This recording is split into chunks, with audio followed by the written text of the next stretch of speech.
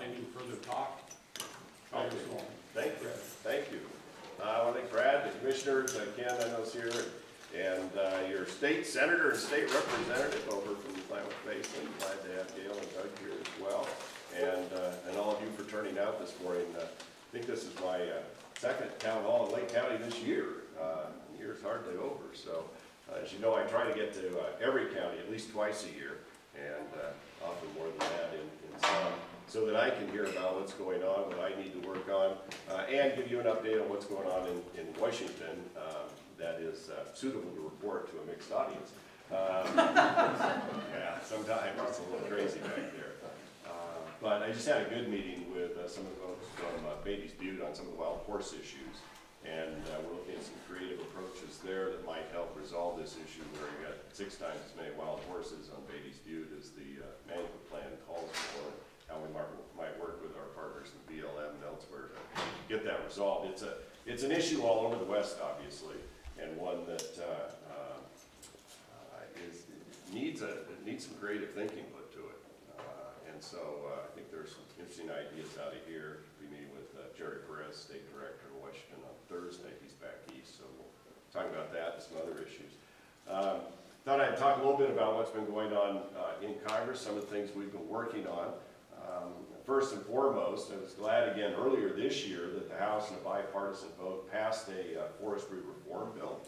I don't have to tell you all, as we try and breathe even the air from, I assume, the Northern California fires right now, that we have to change how we manage our federal forests and federal lands so that we can reduce the fuel loads and therefore reduce the severity of the fires. We know we live in a fire region. We know we're always going to have fire. But it doesn't have to be this bad. And so this will be the 3rd year in a row that the U.S. House, on a bipartisan basis, has passed legislation to change how our forests are managed, give our forest managers more tools. The bill that we passed earlier this year would also set up a funding mechanism to pay for restoration work after a forest fire. In part by allowing a little quicker access to burned dead timber so you get it out while it still has value, and some other funding streams, and allow and require basically that 75% of the burned land would be reforested within a few years. That has to happen too. We have to build forests for the next generation. Good, clean, healthy green forests sequester carbon. They protect habitat. They do all the good things we want done. Burned dead forests that just lie out there and become brush piles that burn again is not good stewardship. And so we've got to get the Senate to act. In the last 3 years, the Senate has never brought a forestry bill before the Senate, period. That has to change. And so we'll be putting a lot of pressure on to try and get that done. The other piece of the forestry work that we've done is on how you pay for forest fires. As you know, all too often, you blow through the budget that the agency has, and then they have to dip into other funds that they have for restoration work, for other work that they should be doing to pay for the fires. We're trying to stop that. So the legislation we passed in the House and sitting over in the Senate would say that as long as the Congress had put forward appropriated somewhere in the order of, I think it's 80% of the 10-year average cost of fighting fire, and anything after that could come out of FEMA. And sub-account FEMA would be paid for so that we treat forest fires on federal land just like we treat a hurricane or a tornado or a flood.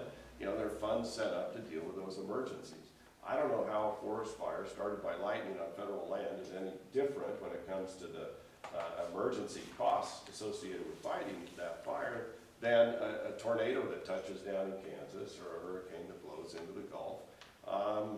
Funny, we seem to find a way to treat those as emergencies and fund them and not rob money from the agencies, and yet forests are treated differently. So we're trying to get that changed so that we can keep the money in the accounts moving forward. But that's a managerial problem in terms of budgeting and finance. That doesn't do a thing to do the work that I believe needs to be done to get the forest back in balance. A couple other topics, and then let's just get into a discussion. One, we passed on the healthcare side some really exciting legislation that deals with moving America forward finding cures for the 21st century. This legislation, again, I think we had 340 or 50 votes for it, would really revamp how the Food and Drug Administration does drug trials. Sets up a whole new regime to be able to get us on the cutting edge again in the U.S. To develop innovative drugs. And to look at data. Give you an example. 200 years ago they invented the microscope, 100 years ago the stethoscope. Today they call it the datascope. There's so much data in healthcare today that if it can be harnessed, you can quickly figure out what works and what doesn't work. We had testimony before my communications subcommittee in a joint hearing with the health subcommittee that from Amazon they used cloud computing power to drill down on they were trying to find a molecule that they could go bust apart or something for one of the drug companies. That they said would have taken 30 years and $10 million. They did in less than a few hours for a few $1,000s. And so the speed with which they can now find answers to these problems we face as human beings, it's just remarkable. But there are laws and things that are kind of antiquated in the way. And so we're trying to change all that. But it could have an enormous difference if you think about what you could do if you could find a cure to Alzheimer's or Parkinson's or all these things that all of us are affected by, and do it in a more rapid time. You'd save money, you'd improve quality of health, and just have an extraordinary impact on the world. So that bill is moving forward. We have a lot of big issues coming up in the next month, including how you fund the government for the next fiscal year. The House has passed a majority of the appropriation bills. The minority in the Senate has decided to basically filibuster and prevent any of them from coming up for a vote. So we're facing another fiscal debate. We're working on a transportation bill to get a multi-year bill in place so that we can pay for the infrastructures we need to work on for bridges and roads. That's making progress. You'll see that get marked up in the House in the next couple of weeks. So transportation, funding, and somewhere between now and the end of the year, we'll have a vote on raising the debt ceiling again to pay for the spending that's already occurred and not default on our debt. So those are huge issues. They are not without controversy, and somehow we'll work through them by the end of the year. But anyway, it's great to be here in Lake County. Always impressed coming here, seeing the work that's being done on renewable energy and economic development. But I know we also have all these range issues and forestry issues to deal with as well. So let me stop with that. Again, thanks for coming out today, and the floor is yours. All right, well, have a nice day. I didn't even mention the Iranian agreement or anything more. I guess Yeah, try. one question I'd have, of course, sometime in the next couple weeks, we're going to get a ruling on the sage grouse, and it's kind of a confusing deal, but as I understand it, the agency feels they have a court deadline to make a ruling, but they don't have the authority to publish that ruling. And I guess, how do you see that going forward at this time? Yeah, I guess we'll figure out what the judge says, but what we were trying to do is buy more time for progress, like the kind you all helped organize and lead, so that we can keep ahead of a ruling. So we have to sort of thread that needle so we don't do damage and end up with a ruling, I realize. But on the other hand, we wanted to make sure that the agency didn't issue a ruling before, ahead of itself or ahead of what we'd like to see in the Congress. So I don't have an answer in terms of when all that comes to a head here, what will happen next. Part of that, I think what we do is in the appropriations process in terms of the funds limitation measure, that runs out September 30th. Do you expect it to be renewed, or what would? I don't know. What do you think would be best? What would have the most positive impact given the work? Well, I think the best thing, obviously, would be a recognition of all the work that's gone in and have a not warranted ruling. And I've always, of course, felt that the last few years we've been awful hurried, and if we had a year or so more to work on it, that would be good. And I think your attempts were very well intended. Where we find ourselves now, I guess I'm not I guess if we got a warranted ruling and had another year or two of riders to finish the plans, if that could make a difference, I guess that's one scenario, but it's hard to anticipate how this is gonna go, so I'm not sure. We've had some good news with the bi-state population not being listed, and then the lesser prairie chicken, a court ruling there, which all points toward the values of this collaborative conservation that's going on, and I hope we get a good result, but there's a lot of moving parts, hard to sit in Adel and anticipate what's gonna happen. Well, I don't know, that could be kind of the center of common sense, actually, given Washington. And tell me this, you know, the funding we got through the Farm Bill, the help in this is now flowing out. I think the Secretary announced it and all when she was out here. Tell me your view on how that's playing out on the ground. Do you think these conservation easements make sense or not? Well, I think a lot of the on-the-ground conservation's been spectacular, this juniper work. I mean, it's been great. Easements are kind of a little more controversial, but when you look at a lot of the mitigation feels that in order to get full credit for a mitigation, it has to have an easement to show that the mitigation will be there for the life of whatever activity it's mitigating. So I guess I view those probably as a necessary evil. They're a little bit like the Forest Service funding. They address the problem, but they aren't so much out on the ground as the actual on-the-ground conservation. But they definitely should help the service justify a not warranted decision. So in that, I guess we feel they're good. Yeah. I'm Mary Bradbury. I would like to contribute that I thought Sally Jewell's trip to the West and Lake County in particular was highly effective, and when she went back, she actually wrote out and said that fire, she thought, was one of the biggest threats to any wildlife, and I think that is something that can be implemented through many different actions, that the rancher can help, but the agencies would have to kind of overall have a policy to allow more use of the resource rather than, in order to control the fire. Mm-hmm. So I'd add that to John's statement. That's a wonderful recognition too, because we all know it. Big deal. Because you see what happens, and the runoff that comes in some of the watersheds, they get destroyed. I mean, I'll be in John Day later today, and I know they're really concerned now with multiple watersheds that have been destroyed and the runoff that could come down through there, the flash floods and the mud and everything else. And so, fire is not always our friend. It's part of why I've been so passionate for it. Yeah. So I always have to ask, our road department's dying on the vine. We appreciate a little bit of reauthorization that we got. You know, we're down to 1.8 million, I think. Secure rural schools. Secure rural schools. Appreciate all the support. But you know, we're dying on the vine. Our number of employees down. Our infrastructure is going fast. And in the next 5 to 10 years, the public's going to be in the commissioner's office saying, what are you going to do about this? I know you've always been a great supporter. Can you talk about that a little bit? Yeah, your road department is getting as skinny as you are, so,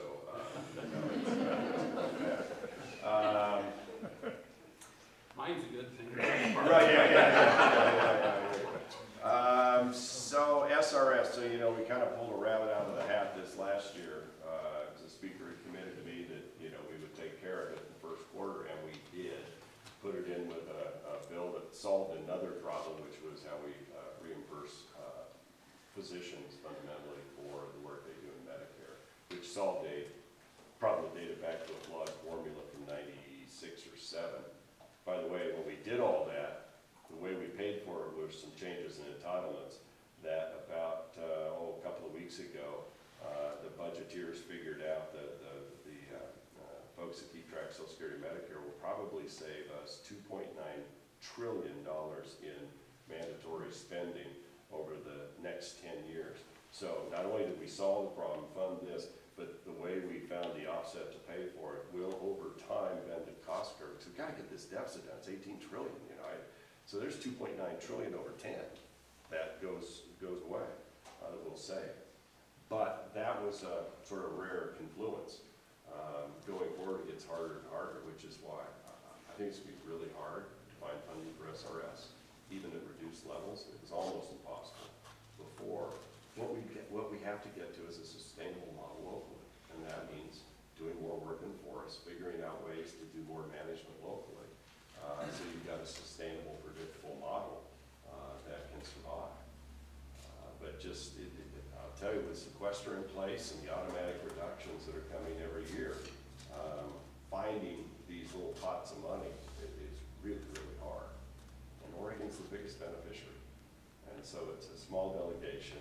It's, you know, it gets harder and harder to go get this. We're the biggest loser at the same time. That's right, and that's what I've said, not that we're a loser, I've said that we've been the most impacted negatively, because it is a mirror reflection of how we've lost jobs and revenue because of lack of management on our federal lands.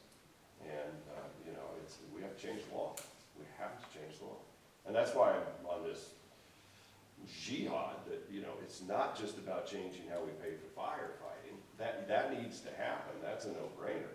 The hard work is how we change how we manage forests. And we have 3 years in a row now passed forest management changes.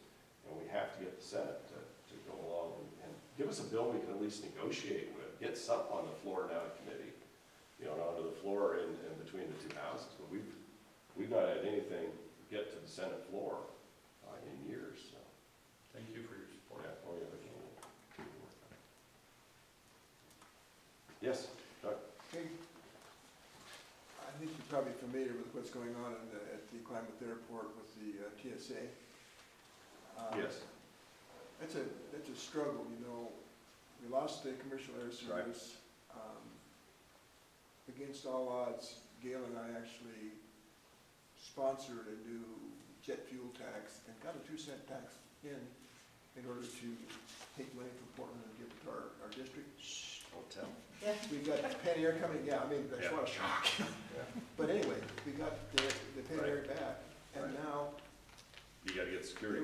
they were gonna start flying in October, then November, then December, now it's probably January because they can't find anybody TSA won't come back. And what can you do to help us on that? We're working on that, Riley. I don't know if you know deeper detail, but I know this is an issue we've been working with the airport folks on, and Yeah, and the city and the county and TSA, Yeah. we're trying to figure out, the biggest problem is Penn Air doesn't have any clarity, right, on when TSA is actually gonna come in. We're trying to get that clarity for them, because Penn Air said, hey, it's great, we just need to know kind of at this point what it's gonna look like, so we're still working with TSA on that. Well, I think that, excuse me, but I think that Penn Air has said more than one time when they want to start flying. TSA. that's the point. No, they don't have clarity from TSA, Yes. so then they can't say They we'll don't be in. have clarity either when or if. Right.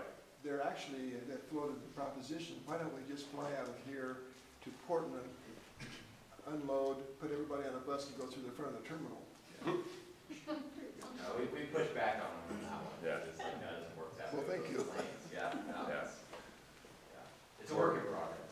It is. It's a slow, painful work in progress with TSA.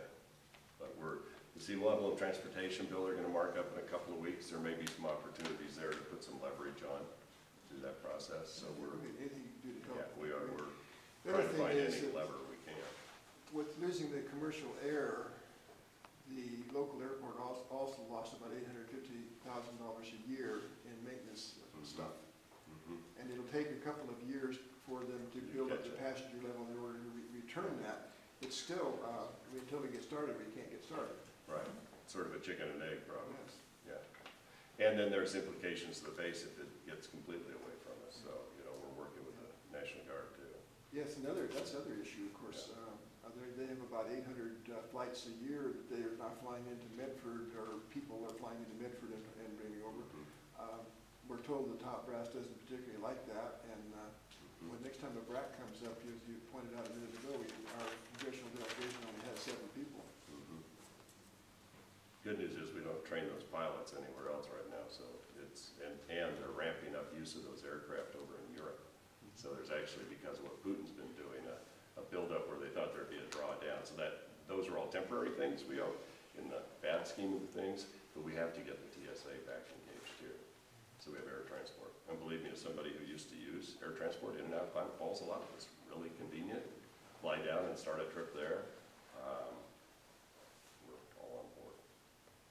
So I'm glad Penn Air is willing to do that. I worry with Geldwin sort of exiting with their executive staff and all, what that'll mean in terms of passengers. But they must have penciled that out.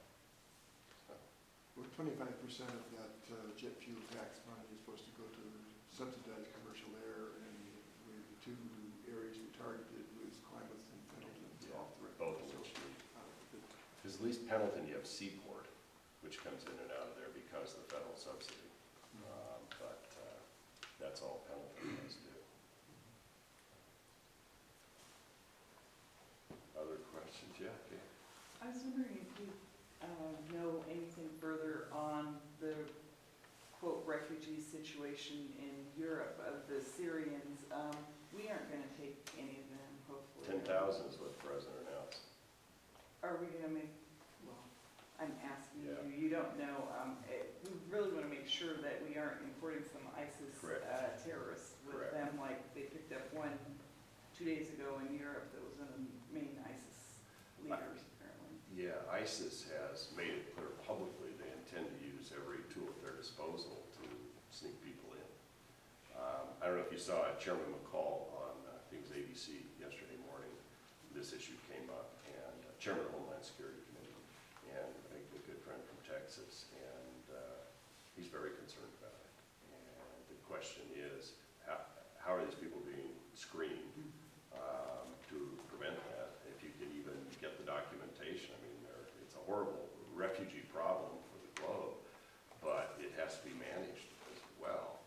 And I worry deeply about just opening the gates any further than they're already porous and open, and allow people in here who, you know, when you've got the terrorist leaders calling for lone wolf actions in the U.S. now. That was a call this last week. We have to be doubling down to make sure we're secure.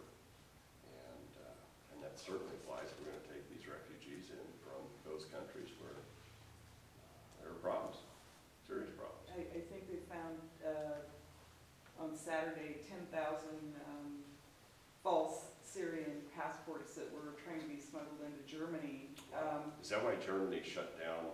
Yeah, they conscripted a bunch of German soldiers day before yesterday to shut down the borders, with Austria? even because of all these fake passports.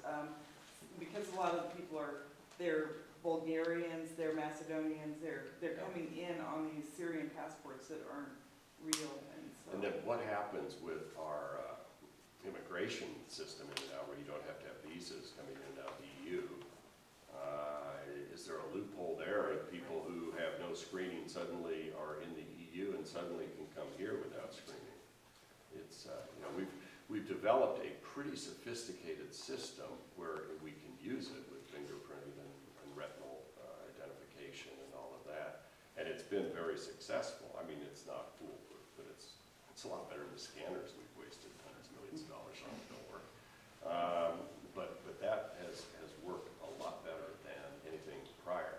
But I worry now if they just have phony IDs and nobody can ascertain who they really are, and it's dangerous. And that's why we have some of the laws we have and implemented after 9/11 to improve our information gathering capabilities, is to prevent lone wolf and other organized terrorist attacks on the homeland. It's a very real threat. Sort of in conjunction, could you talk about the Iran situation and if the House can do anything?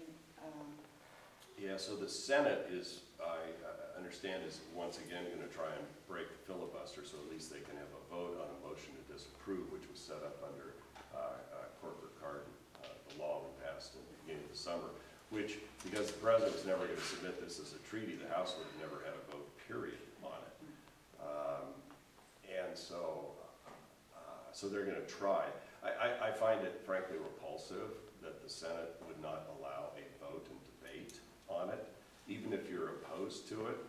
On an issue of this magnitude, the notion that they would filibuster and prevent it even coming up for consideration, I just think is horrible, horrible. And a pox on those who voted that way. You don't do that in a deal like that, I don't think. But be that as it may, it's the filibuster rule in the Senate. In the House, we chose to approach it from a couple of angles. One, there was a belief the president hadn't fully complied with Carden-Corker with the submission of documents, because the side agreements with the IAEA were not disclosed and still aren't disclosed, and we don't know what they are. And they have these side agreements with countries, probably including ours, that are kept confidential. But in the scope of the Iranian negotiation, I think we should see what those are. So we had a vote on that. I voted that I didn't think it had been fully submitted. Then we had a vote of approval, which failed, of course. I mean, we had 269 members, Republicans and Democrats, that voted not to approve of the agreement. And then we had a third vote about trying to slow down or stop the lifting of the sanctions. That was approved. So going forward, the debate now will be, should the House take up the motion of disapproval, which was authorized under the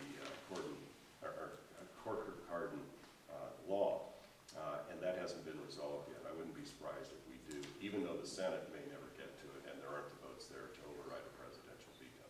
So long and the short of that long answer is the Iranian agreement will go forward. The president's already submitted it to the United Nations. The sanctions will come off, and we will live in a much more dangerous world, in my opinion, for a couple of reasons. One, the Iranians can, in the future, upgrade their centrifuges and get right to the edge of reprocessing at a level that you literally can flip a switch and begin producing nuclear weapons-grade plutonium. There are other countries in the region that have peaceful nuclear programs that now are looking at their own survival and saying, we better get there too. And some are looking at acquiring weapons, I presume. I don't know that for a fact, but you certainly hear that talked about, and you wouldn't blame them. So UAE, Saudi Arabia, they're not going to stand idly by, and who knows what Israel's going to do. And so I think you're going to see a nuclear escalation as a result. Meanwhile, you free up $100 billion overnight, in a sense, that's been sanctioned and held, that the Iranians will now have. We know they're the biggest exporter of terror. They're kind of in cahoots with the Russians. And with everything else going on in the Middle East, I don't see how that makes the world safer. So I think it's a bad agreement. I understand why people wanted to get an agreement, but this one doesn't get rid of the centrifuges, doesn't do the things I think needs to be done to prevent Iran from, and by the way, then they allow them to move forward with an ICBM, and even President Obama's Secretary of Defense, I think it is, said the I in ICBM stands for Intercontinental Ballistic Missile. And the only thing you do there is put a nuclear warhead on it. Well, at what point are we now under that umbrella? So it's a bad agreement. I need an explanation. These sanctions that you're talking about, who holds that money? Doesn't the United States have the bulk of that? Probably, And because we caught it up in our banking system. Can't they just close their fists and say we're not going to do it? Right, but under the sanctions law, the president has the ability on his own to waive the sanctions. And that's what he's agreed to do as part of this agreement. So now you're in an agreement the UN has now signed off on, which binds the United States in some way, because we're party to that agreement, where he can lift the sanctions, and he says he will. And the agreement says they have agreed to that, to do that. And because it's not a treaty, it's an agreement. The only way the Congress had a say in this was through the Corker-Carden legislation. Otherwise, we wouldn't even have a vote. And so it's a really frustrating time for some of us in Washington, and I think for America. I don't trust the Iranians, by the way, to fulfill the part that, I mean, show me the basis in modern history where the Iranians could be trusted to begin with. Well, they don't care. And so, and now they'll be able to engage in oil production as well, and that will generate revenue. They're gonna go right in and support some of the terrorist organizations they've been supporting. There's stories out there that they're gonna upgrade the weapons that the Hezbollah and others shoot into, Israel with more sophisticated Russian targeting capabilities. So now it won't just be a random rocket landing somewhere, it'll be targeted. We'll see. We're going down this path, unfortunately. I got a question for you. Yeah. Change the topic a little bit. What's going on in Congress as far as education? Is there You mean anything- the education of Congress? There's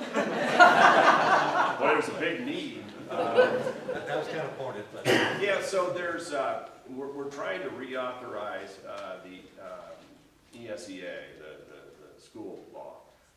The House has one version, Senate has another. They aren't that dramatically different. There are some policy issues. I'm not on that committee and I've forgotten all the detail from when we passed it early in the year.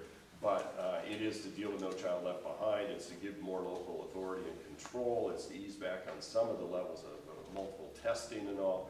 And the Senate and the House are very close to working out an agreement going forward is the latest I've heard. I haven't seen that on a short list that we're going to get done in September or October, but I think it's coming. My own view is the closer the decision making is to parents and teachers in Lakeview, the better those decisions will be. The more flexibility we can give local school boards on how the money is spent, the better it will be spent. And I sure hear from a lot of educators that they spend an enormous amount of time and money testing and training to the test and testing, and it's getting in the way. We ought to put what's best for the kids first. And I think there has to be accountability in that, but it seems like we go too far sometimes in terms of the testing. So, Oregon's, had waivers to get around some of this and all. So, Yeah, the more we can lay it to the ground-based level of administration, the better. So this bill moves us more in that direction. That's good. What's Congress gonna do about Planned Parenthood funding? This week, I believe later this week, we will take up one and maybe two votes. One would suspend any funding for Planned Parenthood if they engage in any abortions, and two, prohibit any funds from being spent, period, on any organization that does what we saw in the videos. We're trying to shut it down. I think regardless of your position on abortion, this is pretty abhorrent, what was witnessed in these videos. And so there's a hearing that will take place in the Energy and Commerce Committee later this week. There's an investigation been going on behind the scenes to try and figure out what actually happened, how broadly it occurred, get to the facts. But I think you'll see, at least in the House, which is all I can speak for, legislation to clamp down on abortions where the baby can survive. We've passed a 20-week pain-capable bill, which I did support, and I think you're going to see a little toughening of the law there to prohibit, what we witnessed on these videos from babies that could survive outside the womb being, basically killed for their body parts. It's outrageous. So you're going to see both of those before we deal with other funding. Does the House require concurrence by the Senate to defund them? Can you just leave it out of the budget? Oh yeah, you can do that, but at the end, so here's what happens when you go down that path is the president will never sign a bill that does that, so you're into a shutdown because the bill will be the CR. So you get into a shutdown, and most Americans, I would tell you, do not want us to shut down the government over that funding. By the way, that only gets to $23 million of the 500 and some million that Planned Parenthood gets, because most of it's through mandatory spending through Medicaid. And so what we will vote on a CR is discretionary spending, not mandatory. And that's $23 million. So there may actually be a way to get at the $23 million and put it into women's health. Because we can spend the money on women's health clinics and all that. There's a way to go do that and take it away. So Interestingly enough, state of Indiana and maybe one other state tried to deny any funding to Planned Parenthood. It went to court, and the court said you can't do that, which was intriguing. So there are limitations. There's already a law in the books that they can't use the money to pay for abortion, but the argument is it's pretty fungible when it comes to money. So it's an issue. It's an issue. But that's the battle you'll see play out. And actually, we're trying to figure out a way through, because you shut down the government, you really don't stop the money going to Planned Parenthood anyway, because it doesn't all the, only 23 billion, which is a lot of money out of 500 and some that gets spent. 5%, Yeah, and I don't even think the National Right to Life group support that concept of shutting down the government. Yeah. Are we gonna see any changes in Obamacare? I know Oregon just last week said that our largest insurers are raising our premiums about 37% this year, which affects most of us in this room to some degree, or it will.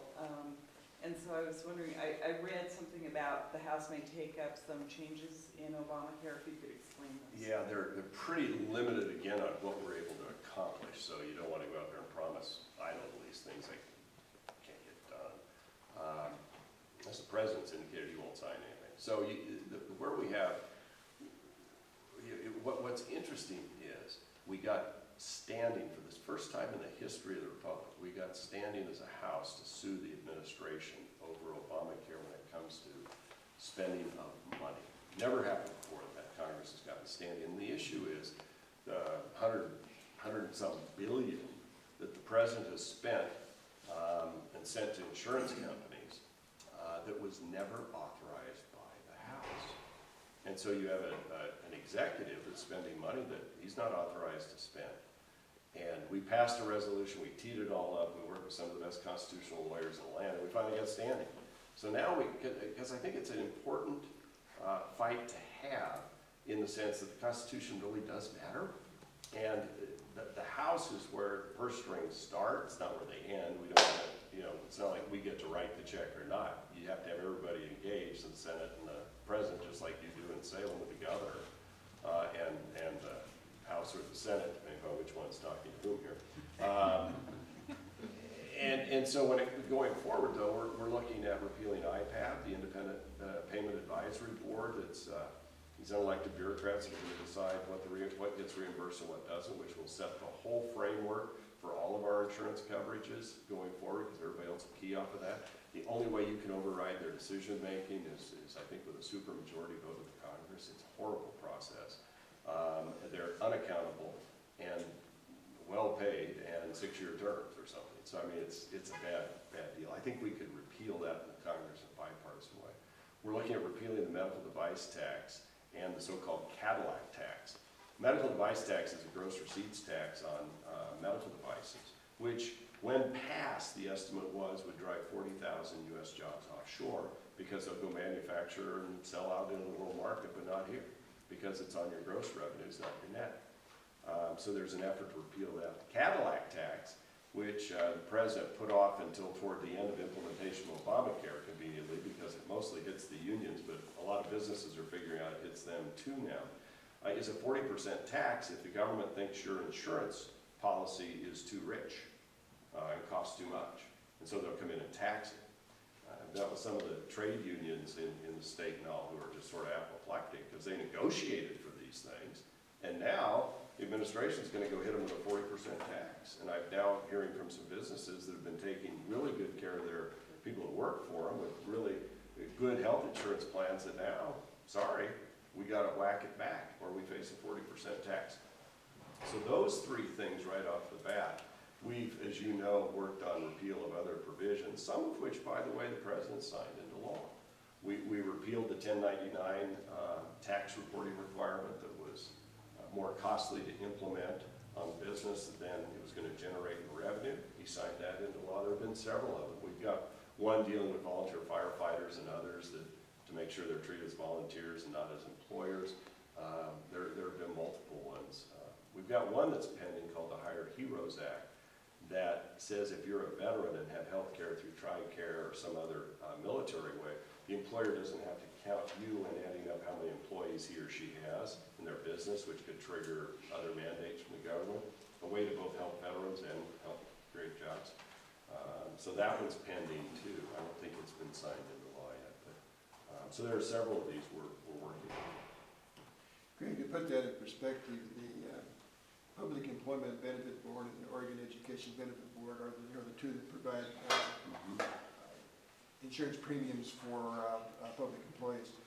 That's about a $3 billion biennial budget in Oregon, so a 40% whack on that across Oregon, $1.2 billion. Yeah, it's just incredible. And yet, as we know, we were promised premiums would go down by $2,500 family. I mean, that was one of the original predictions. Well, And you can keep your doctor. And you keep your doctor, and yeah. And that hasn't happened. And so, are there people now who are covered that weren't before? Absolutely. Are there people whose rates actually went down? I've run into them. Yes, there are. But for a lot of people, the rates went up. But by the way, what's not reported widely is the deductibles and copays went through the roof. And that's with the rates we see. So they're making up, they're trying to artificially hold down the rates, in my opinion, by increasing the amount you get to pay out of pocket with deductibles and copays. And when a family in Oregon, our part of Oregon, gets hit with $5,000 or $10,000, you got to pay before it ever kicks in as insurance. You barely have insurance then. And you got to have something really catastrophic to trigger over that. So it's I had a different view of how we got there, but it's what we have now until we can change it. And I just don't see any change of any great magnitude coming as long as the president is where he is, because it's his signature issue, and he'll veto it. He's made it clear. Yeah.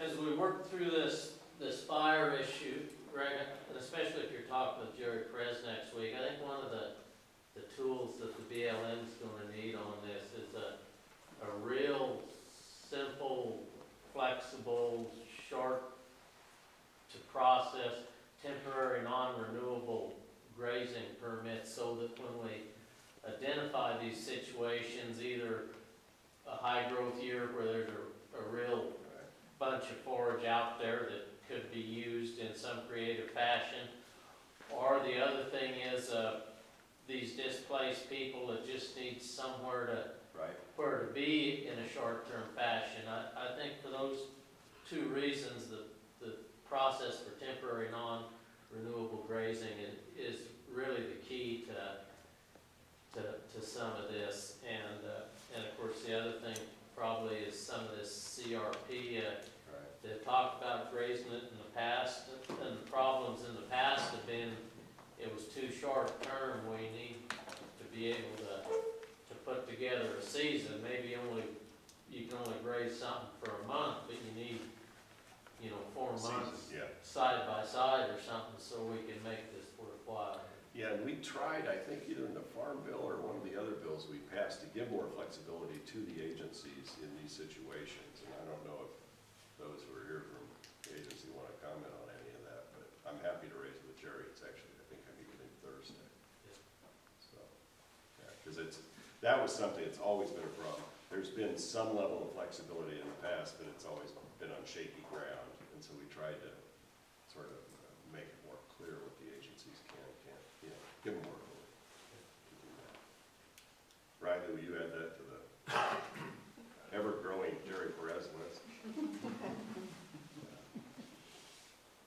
Congressman, on a lighter note, is there any chance that the Oregon Sunstone may still move in as a national gemstone, and what can we do to assist that?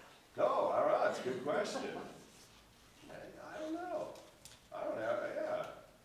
You mentioned it once before at a previous town hall. Yeah, we did, didn't we? We don't have one, so. I got it. Thanks for the reminder. I have dropped the rock on that one. That's quite all right, there's lots of other rocks falling. Yeah. Will you make a note on that one too? I gotta get a sunstone, so I should do that, put it on my desk as an everyday reminder. We can make that happen. Yeah. Actually, I did a town hall fossil at the high school, and the kids gave me a shadow box of all these fossils they found out behind the school. And fortunately, my name wasn't in there, but so I'll probably think that. But it's fun to have. So yeah. I have a question NEPA process. Yeah.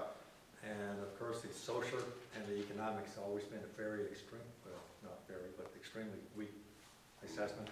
Because the federal agencies they don't employ sociologists or economists per se, they usually have contract.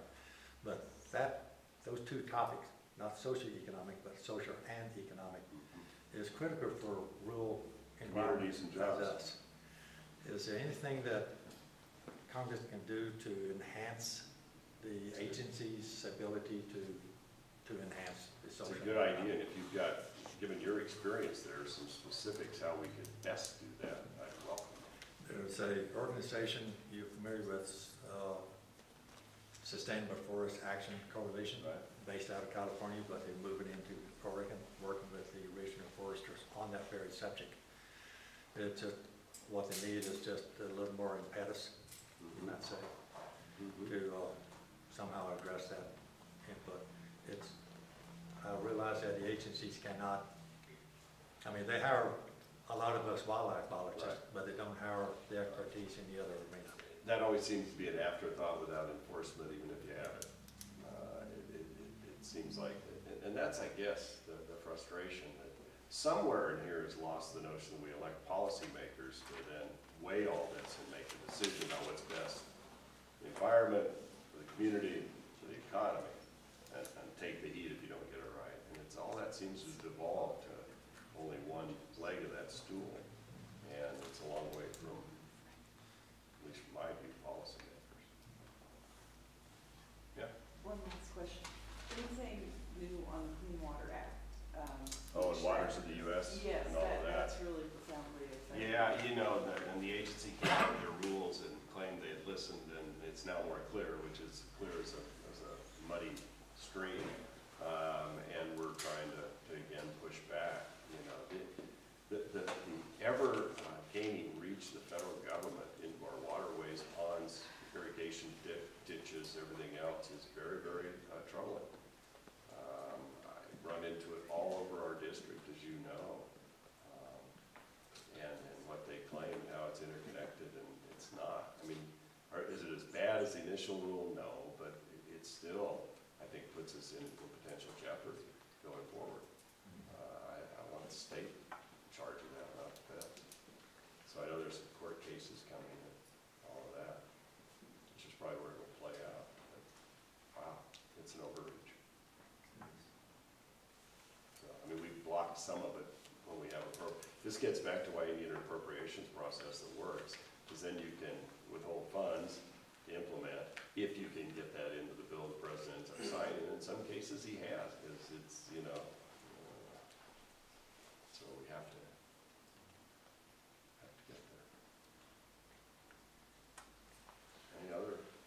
About the clean energy plan, I don't know if you've been following it closely, but apparently a lot of the impetus for that plan came out of Oregon. John Kitzhaber, Sylvia Hayes, Dan Carroll, that whole group. It appears that they had Obama's top staff on speed dial. If you haven't seen the E&E legal paper, it's a 57-page paper that came out last week. It's called E&E Legal.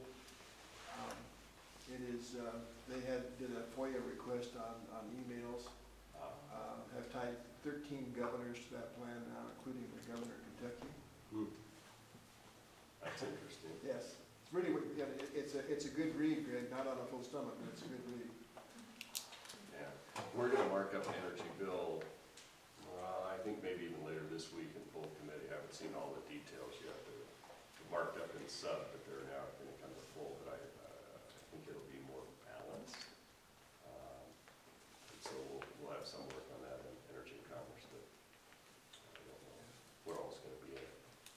Given the Pacific Corps as a vertical integrated coal company, going to have a really bad influence. We've already gone from, like in climate, we've already gone from 0.6 cents a kilowatt hour to 12 cents a kilowatt hour, which is a 20-time increase. And, I'm a Pacific Corps ratepayer in Hood River too, so I'm keenly aware of everything I'm paying for. Just glad I don't have the transmitters at the radio stations anymore. It's just a lot here. Although we were moving to solid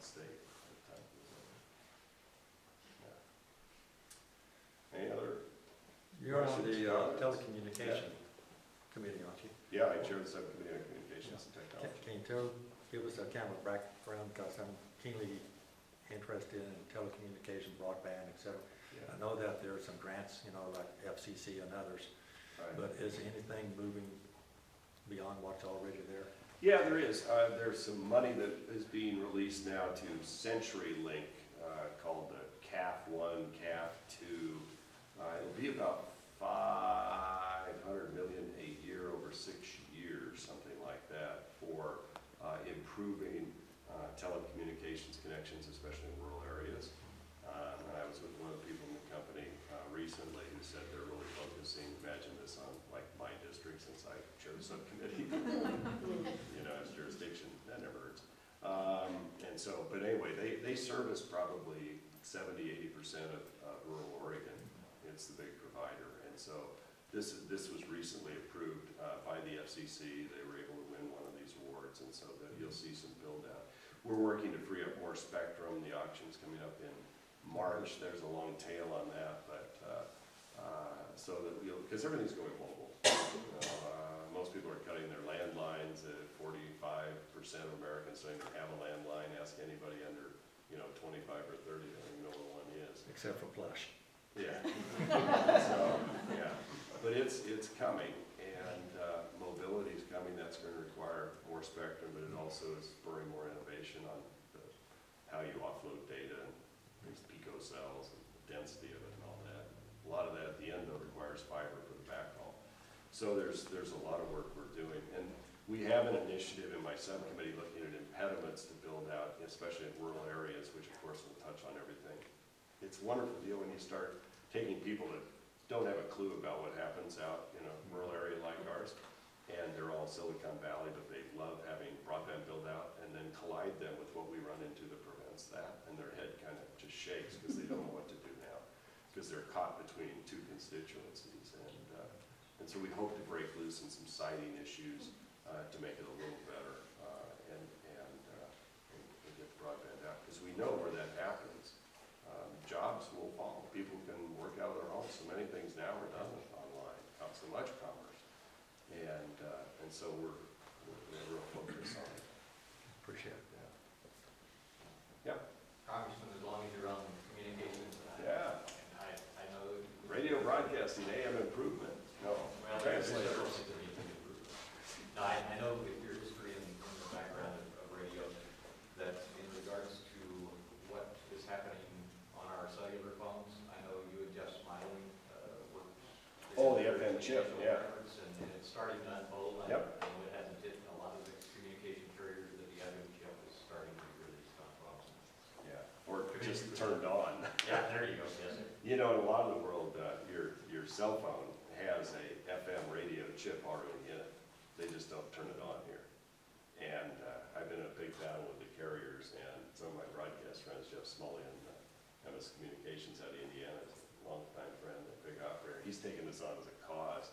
And recently got Sprint, and I think T-Mobile also, and then the big one was AT&T. And I'm going to be meeting with the CEO of AT&T next week. And they've now agreed to turn it on. So the outlier now is Verizon, and I've put the pressure on there. I don't want to, and I'm not sure I could even, but legislate, what happens in devices. I want the market to do it. But part of my argument is if I'm doing all this work to help free up spectrum for Verizon and AT&T and T-Mobile and US and all these, it is a finite item. There's only so much spectrum, period, and everybody's going on it. So, turning on the FM chip means people can listen to music that way as opposed to streaming on the phone. Of course, it's my own view that the carriers would just soon have you stream because you haven't paid for that data over time. Imagine that. So there's a little tug of war going on, but the dam is beginning to break with AT&T coming on board. And then they'll argue, oh, it's the phone manufacturer that makes that decision. Well, the phone manufacturer makes the decision the big carriers tell them to make, And so they can, and AT&T just agreed, so. Thanks for your work. Yeah, you got it. Anything else? If not, thanks for coming out. Thanks for the input. I've clearly added to my to-do list. And